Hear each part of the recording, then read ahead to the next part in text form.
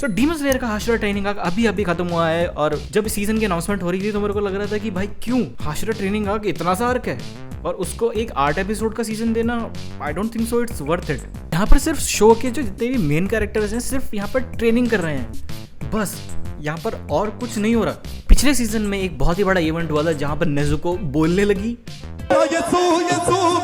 उसका इम्पैक्ट खाली सिर्फ हमें सीजन के स्टार्टिंग में दिखता है और उसके बाद तांजीरो सिर्फ ट्रेनिंग पे निकल जाता है। वो एक हाशिरा के पास जाता है, फिर वो दूसरे हाशिरा के पास जाता है और फिर वो चलता ही चला जाता है। बस स्टोरी वाइज कोई डिफरेंट नहीं बताते हैं यहाँ पर, बट 2-3 कैरेक्टर डेवलपमेंट्स होती हैं यहाँ पर, जैसे कि ग्यू, उसका बैक स्टोरी बताई जाती है और ऑल्सो बताया जाता है कि वो अपने आप को दूसरे हाशिरा से अलग क्यों मानता है। स्टोन हाशिरा की बैक स्टोरी बताई जाती है यहाँ पर। इसके अलावा ज़्यादा कुछ होता नहीं है और लास्ट में सिर्फ एक मुजान की एंट्री दिखाई जाती है। 7वें एपिसोड के एंड में जब मुजान की एंट्री होती है तो वो लिटरली 2.5 मिनट तक सिर्फ वॉक करता है। वो जो 2.5 मिनट का वॉक था तो मेरे को थोड़ा सा लंबा लग रहा था, बट मेरे को काफ़ी रिफ्रेशिंग लगा क्योंकि उसकी एंट्री ऐसा लग रहा था कि किसी फैन ने एडिट करी है, किसी स्टूडियो ने एडिट नहीं करी, बट काफी पंपिंग, ब्लड पंपिंग था वो मेरे लिए। एपिसोड 8 में भी यही होता है कि 0 से लेके 3 मिनट तक सिर्फ उसकी एंट्री ही दिखाई जाती है दोबारा से। ये 2.5 मिनट की वॉक भी कम थी कि उसके बाद एक 15 मिनट का एक सीक्वेंस रखा जाता है जिसमें उबेयाशी और मुजान आमने सामने होते हैं और आई वाज लाइक कि भाई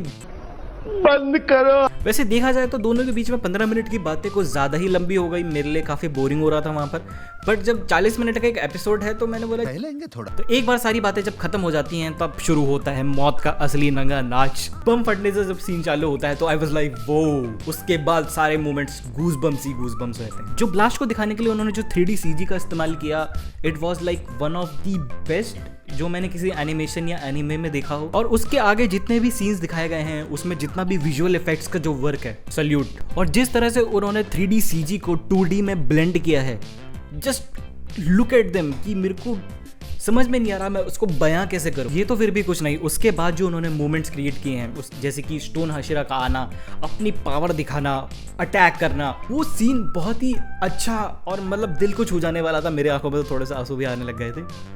उसके अलावा बाकी हाशिरास की तरफ ज़्यादा ध्यान गया नहीं हमारा क्योंकि ज़्यादा उनको कोई स्क्रीन टाइम दिया नहीं गया।